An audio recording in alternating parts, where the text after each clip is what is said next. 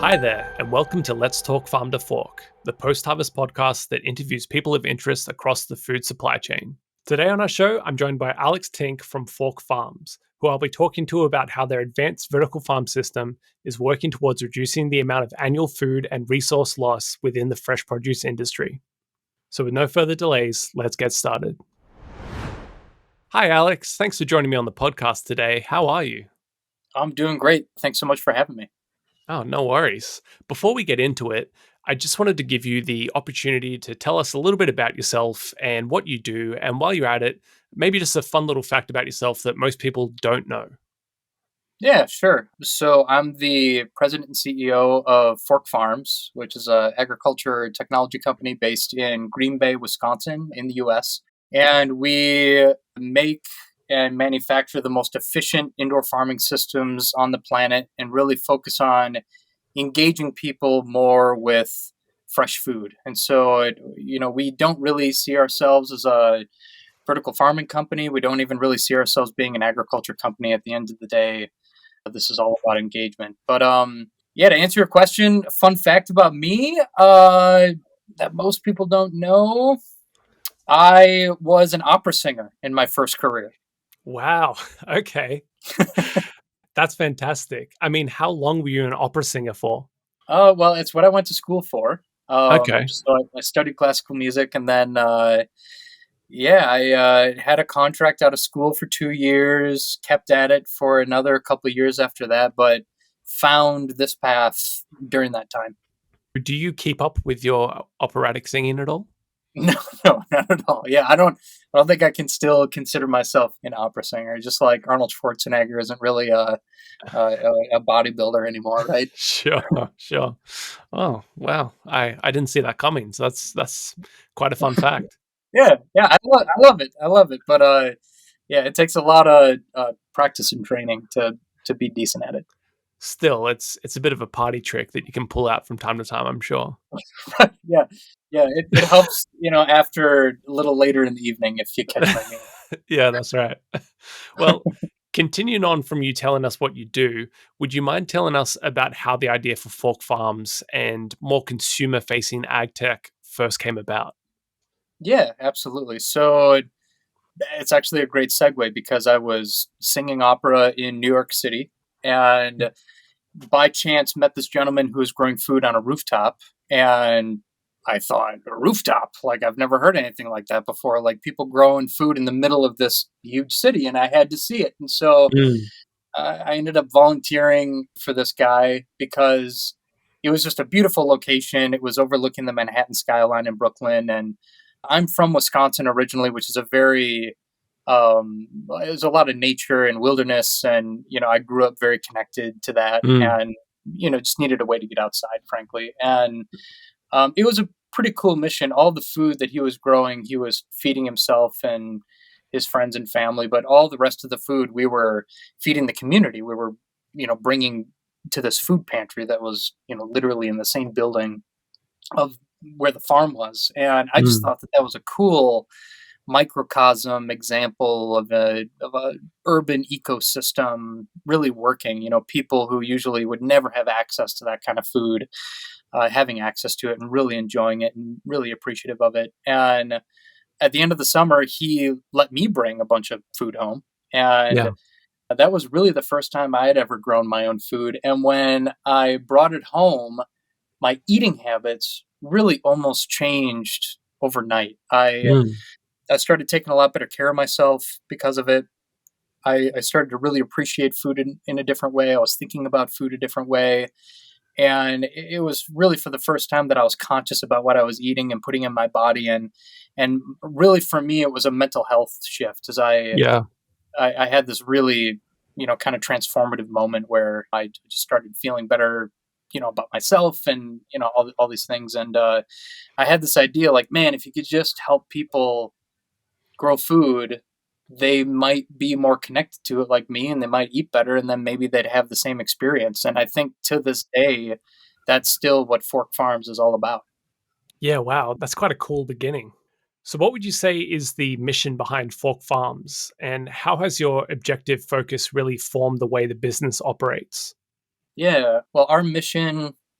as you could imagine, I suppose, is to grow happier, healthier people and to unleash the power of fresh food, because we believe that we don't need all of our food grown in a couple places in the world anymore. We believe Yeah. that you can go back to full circle in a way to a model where the community is more in control of their food supply chain. And that when you do that, there are all sorts of benefits, whether it be environmental, less carbon impact and less impact on climate change and less fresh water usage and fossil fuel usage, to the human impact of being more connected and engaged with your food and therefore eating better. And I'll tell you, we've done some preliminary studies with this, and we've seen, already with the initial data, as much as a 46% increase in positive perception of fresh food. And perception, we're learning, is the leading indicator of behavior. So, for example, if you feel better about your car, you're more likely to take better care of it.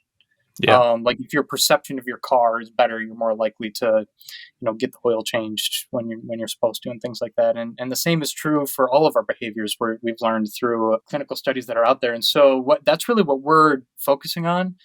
In many ways is how does this program transform perception of fresh food, and then does that change in perception ultimately lead to a change in consumption? And so Yeah. through this, can we help communities eat better because they want to, not because they feel like they have to? And then how do we give them a tool where they can grow food affordably and more efficiently? Yeah, that's great. So, what would you say separates Fork Farms from other vertical or indoor farm systems? Well, when I started doing this work, I first started buying what was off the shelf available at the time. I started putting up these, tower type systems and these horizontal rack type systems, and we were using what was there. And really, where it started is outdoors. Actually, as I started building a couple outdoor gardens for New York public schools, and it was fine because they were growing food, but it didn't really work because the kids would plant the food in the spring and they would harvest in the fall, and they'd miss everything in between. The Yeah. actual work was done by volunteers and teachers and parents, and that's just not what this is about. It's not where the magic happens. And so Yeah. we tried to bring it indoors, and what we learned is that a lot of the technologies, all the technologies actually that were available at the time, I mean, it was costing us anywhere from $4 to $12 a pound just to grow the food. Mm. And I've since learned through working with a lot of different communities all over the place that, there are some operations that are growing food for as high as $17, $18 a pound, believe it or not. So they have to Wow. sell the product for way above market rate for this to work. And if Yeah. you're a low income school that, serves kids that really need fresh food, you don't have the resources to really do a deep investment into that level of quality increase on the food side.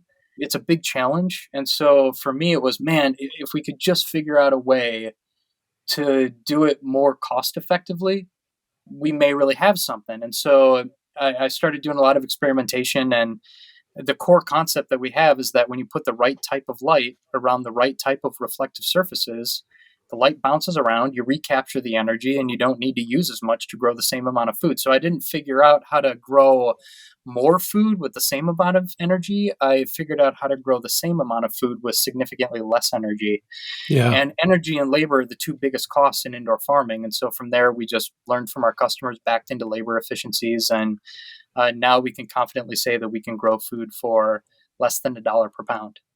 Wow, that's awesome. Yeah, resource waste really seems to be that factor that a lot of people just don't really seem to take into consideration. So that's really awesome. So, what seems to be Fork Farm's biggest challenge right now, and how do you and your team plan to overcome it? Yeah, another great question. We've been in operation kind of formally since 2017. That was when we raised our first initial capital, went to market with the first generation of our product. We're now in the fourth generation of our product, which is called the Flex Farm. And I would say that at this stage in our growth, we've really figured out where our partners are, where our customers are, and where the communities are that we really feel like we can make an impact with, and how to reach those folks. And so now our key is just figuring out how do we get there and how do we get there as quickly as possible. And so I think the challenge that we're facing as a team is how do we scale this business and how do we do it with a lot of intentionality, focused on making sure that we grow a great company with a great culture, but also that has a great impact both for the communities that we're serving and also for the investors and shareholders that have supported us along the way, which is sometimes a tricky balance to strike. No, definitely. I've I've noticed just from some of the things you've been talking about earlier and just the constant theme I've noticed with guests on this show is the over reliance we as a society have on centralized food systems. Is the use of flex farms and equipping people with the tools to grow their own vegetables your own way of contributing to the conversation through providing an independent solution? Well, I think so. When we first started this work, the idea of a decentralized food system didn't really exist. I think for me at the time, it was more, hey, if we're going to do this right, we have to grow enough food to feed a lot of people.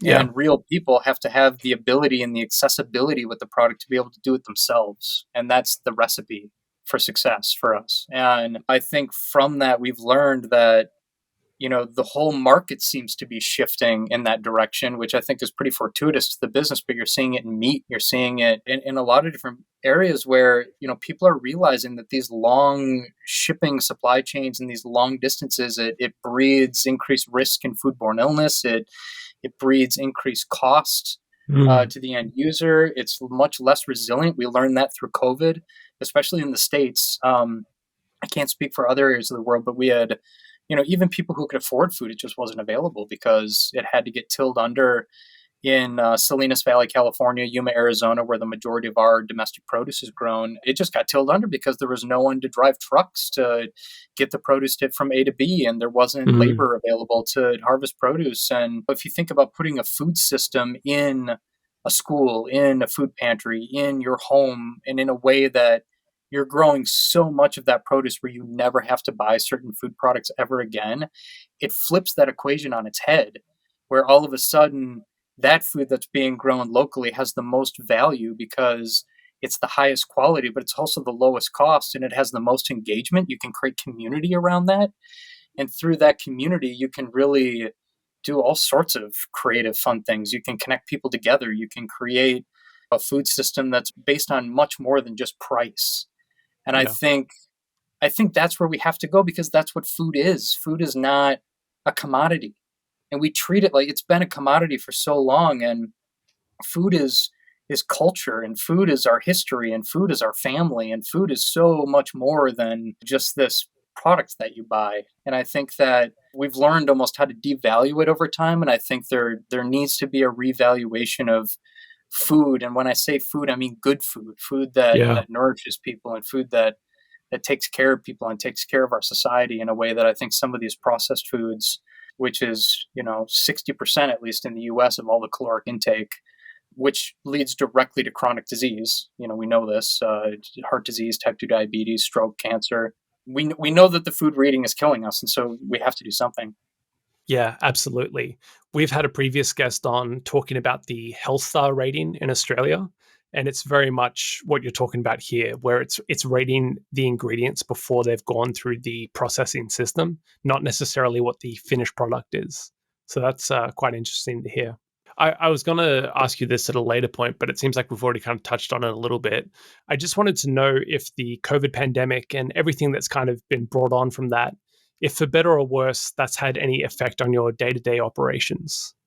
Yeah, it's been complex, I would say. In a way, from a survivor's guilt kind of standpoint, I think it's benefited our business, to be Sure. honest, in that the market really sees the need for this type of technology and the type of thinking in a way that, I think COVID was a catalyst for it. And we ended 2020 was the biggest year we had ever had. 2021 is significantly more than 2020, and we've been on a pretty exponential growth curve, which we feel very fortunate and blessed for. But on the flip side, there's global inflation, there's massive supply chain disruption still happening everywhere, and we've been victim to that just like everybody else. It's been a pretty big project for us to make sure that we can continue to ship product and that the product stays an affordable price. And I just have to kind of give it to our team that we've got a great operations leader, and we've got a lot of great partners out there. And early on, we decided to do domestic manufacturing, so we do all of our manufacturing within a 100-mile radius of our headquarters in Green Bay. We did that Mhm. intentionally at the time because local food, local manufacturing, support the local economy. It felt really aligned to our value system. But Yeah. in the midst of all of this international economic disruption, it's really played to our benefit where now our suppliers are 100 miles away and we have close connection to them and we have a lot of predictability on our supply chain and a lot of controls still in place. And that's something that we have that I'm not sure everybody does. I got to say, it's kind of refreshing to have a guest on who seems to be really growing through this season of time. It seems to be quite a messy situation for quite a few others. So it's really nice to hear a bit of a positive outcome. So, from where you stand, what would you identify as being one of the biggest pain points or blind spots within the traditional farming industry? And what can vertical farming do to solve this? My context here is really more on the United States food system. And I know a Yeah. lot of your listeners are international. And so I will preface this answer by saying that I can't speak with a very deep knowledge of the international food economy, but I do think that the trend is global in that monoculturing, conglomeration of food production is pretty much happening everywhere. And in the US, it's particularly troublesome because we tend to subsidize crops that they feed the world, quote unquote, but they don't necessarily feed our bodies. They don't nourish our bodies. And so we're left with a food system where some of these most processed foods that have some of the most cost in terms of input cost are the most affordable. And I think that that has had a ripple effect through multiple generations now in terms of the health of our society, both mentally and physically. It's been on a decline. This is, sometimes hard to talk about, but obesity is, 2/3 of every adult in the US is considered overweight or obese. And it's about a third of all children. And if the trend lines continue, about a third of every US adult is going to have type 2 diabetes by the year 2050. I mean, it Wow. is bleak, right? I mean, that is bleak and Yeah. scary. And, not to mention wildfires and drought and, the watershed that feeds, our real, produce generating area in Southern California is literally dried up. And there doesn't really seem to be a plan. Yeah. And I think that our food system has gotten so institutionalized. And I'm of the belief that it's not anybody's fault. I think that, we live in a capitalist society.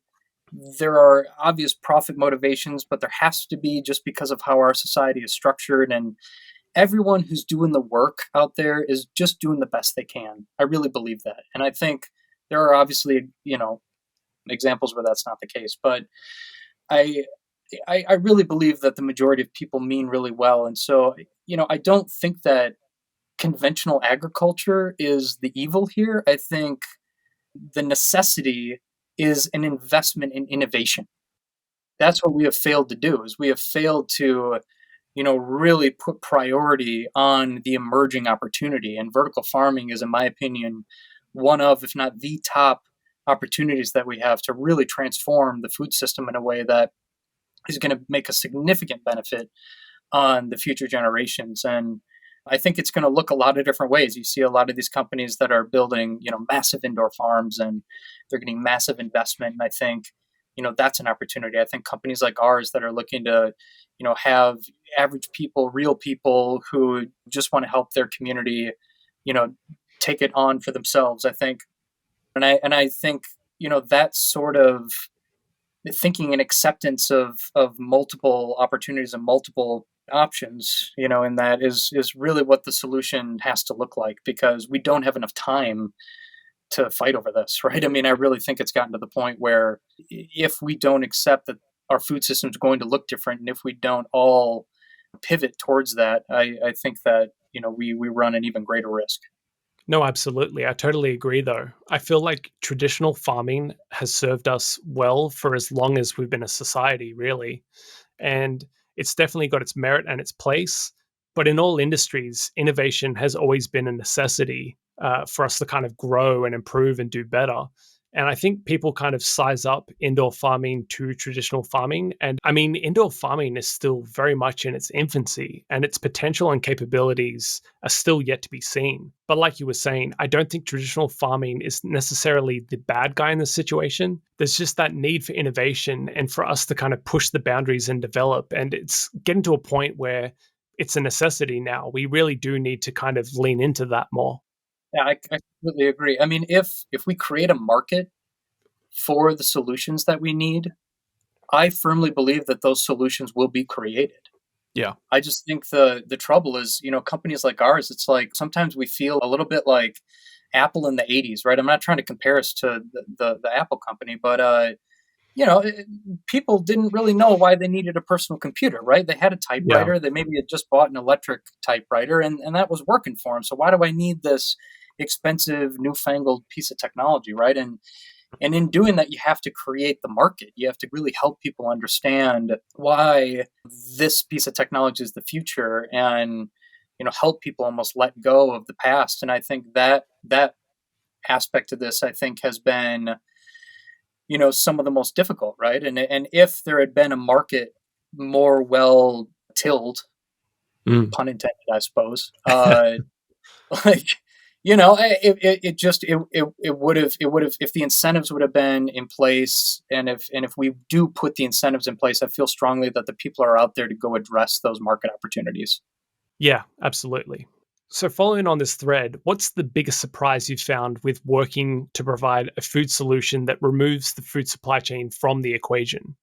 Yeah, I have been really surprised by the acceptance of this. I mean, Okay.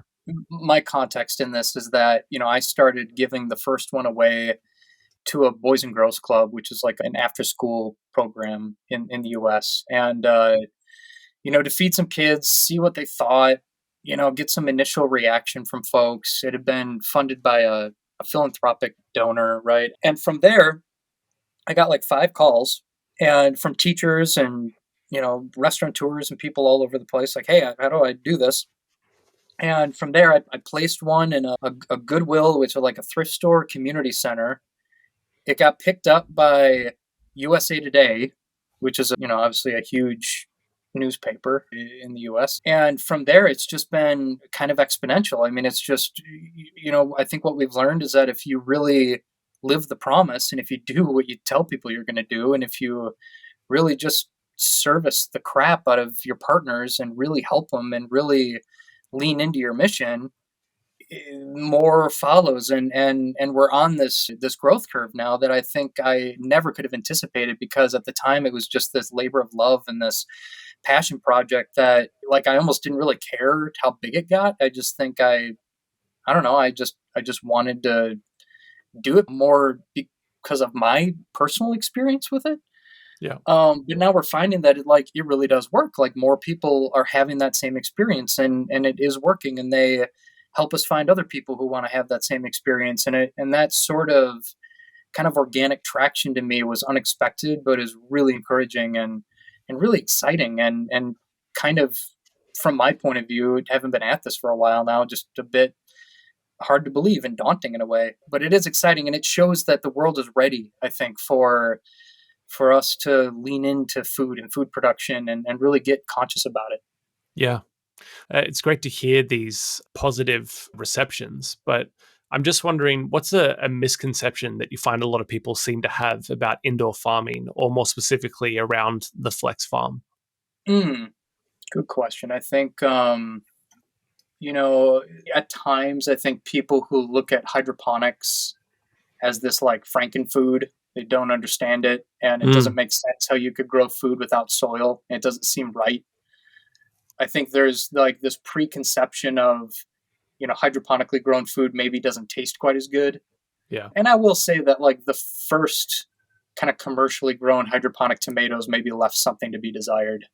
Um, but people, also are living maybe in 1960. I think, the technology and the science has improved so much that we know for a fact that this is not the case, and that quality at this point has so much more to do with freshness Yeah. than it does with the practice that you use to get there. So Yeah, there's some misconceptions around this word organic, which I think Hmm. is interesting because all food is organic because it's a carbon-based life form, and we think about the inputs and making sure that they are naturally born, and I think that's complex. It's not as simple as it just being enzymatic nutrient coming from soil that has all sorts of microorganisms in it and things like that. Like it doesn't have to look like that for it to still be environmentally sustainable. Sure. And I think there's some purists out there that just believe that there's only one way to do this, and I'm not saying that that way is the wrong way. I think it's both. I think you have to be thinking in terms of regenerative agriculture and putting our land into a practice that's more long-term sustainable, rebuilding topsoil quality, removing salts from topsoil. This is critical work. Using the land as a carbon sequestration technology, frankly, has to happen. But also, we have to shorten food supply chains, and we have to work to eliminate the last mile problem as much as possible because it's the most inefficient mile. It's the most carbon intensive from a shipping and delivery standpoint. So I really think it's all of the above. And I think sometimes people get a bit entrenched in it being one way. And I think part of it, to your point, is that indoor ag is a bit unknown still, right? There's Yeah. a lot of examples of indoor ag out there where it is really inefficient, right? And it's not the best example of what it can be. So I think we're fighting that a little bit. And as the industry matures, I'm hoping that it opens up. Yeah. No, totally. So, when it comes to food loss and sustainability, what's the biggest area related to your role that you're curious about and why? Or to put it in another way, what are some of the things you're researching the most right now? We are thinking a lot about how to deepen engagement. So we're working a lot with partners, staying in really close contact, really looking at longevity, right? We want to think multi generational in everything we do. And so, how do we Yeah. get there? How do we make sure that these units never collect dust? How do we make sure that they survive for decades and decades? They aren't designed with any sort of planned obsolescence. Like we want people to buy them and then put them into production for 30, 40 years. That's our goal. But how do we make sure we can do it with a company that's only 4 or 5 years old, right? So there's a lot of emphasis on that. There's a lot of emphasis on how do we build the systems internally to ensure renewability, because our device is a recyclable plastic, right? But it's still a plastic, and so we never want that to end up in a landfill. And so, how do we build the systems where we can repurpose the technology? We've taken a lot of leads from the company Patagonia, thinking through like how do people ship this thing back to us and how do we repurpose it and really really lean into our mission and everything we do. How do we expand the crop options? How do we make it even more efficient? How do we drop that cost of production even further? How do we serve folks who want to serve more and more people? I mean, one of the trend lines of our business is it used to be almost every installation we did, it was one or two flex farm systems. Well, now we're doing installations of 100 or more. And so for us, it's thinking through how do we really serve that partner as best as we possibly can with the best information and the best technology. And yeah, it's all really fun though. I mean, it's like Yeah. really good problems to have, and we're lucky to just work with a lot of smart people. And my theory has always been surround yourself with people smarter than you, and things will just kind of work out. And so far, that's worked. So Good problems, good challenges. I can agree with that. So, on the back end of that question, though, is there a particular group or innovation within the industry that you're excitedly keeping a watchful eye on? yeah, I mean, what everybody's doing is interesting to me. I mean, I Sure. look at, yeah, I look at, there's a bunch of companies that seem to be really leaning into the consumer space, and they're doing, smaller production, but, kind of getting people started, getting people involved in growing food, which I think is very meaningful. There are companies that are doing a lot of new types of automation, both with conventional farming and indoor controlled environment agriculture. I think that's fascinating when you think about robotics and different ways of gauging plant performance and the AI aspect of that. And we've been lucky enough to be involved with partners like Microsoft and LinkedIn and some of these different groups that it's fascinating to learn what they're trying to accomplish with food, because you think about the impact that these different corporations have and what they're able to do by thinking differently about their food system and the type of broader impact and implication that has. I think that's very interesting. I mean, there's obviously all the farms that are, building massive controlled environment agriculture farms. I'm really interested to see how that goes, and specifically on the capitalization side, I think I'm interested to see the long term scalability and kind of just thinking through like what market solution is going to interest different market segments. I know I'm rambling here, but I mean, then there's like the huge conglomerate companies. They're all thinking innovatively too. I mean, they're all Mm. running different types of projects and programs that have huge potential. If you think of all the names that we've grown up hearing, I mean, they're all trying different things and working with different companies. And I think that's encouraging. So, what's one thing you wish you had known when you began your career in developing consumer facing ag tech products? How to run a company, I guess. Yeah. Being like an opera singer turned like horticulturalist. There's a lot of things I wish I would have known. Yeah, I don't know.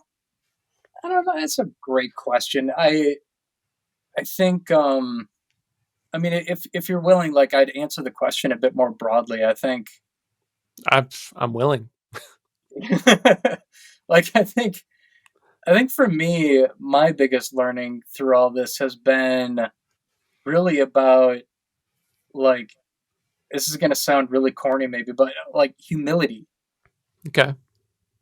which like I think if I would have gone into it with a much deeper sense of discovery and a much deeper sense of willingness to learn and listen. I think that's something that the business has taught me over time, but approaching it with more and more of that, I think would have exponentially increased the learning curve and the ability for me to perform and grow this faster and more effectively. But when you think about consumer facing agriculture, I mean, it's really about people, right? I mean, Yeah. that's really what we're in. That's what we're in the business of, and so there's no real silver bullet on that. I think it really is just learning the market and learning people and listening. Yeah. No, that's great.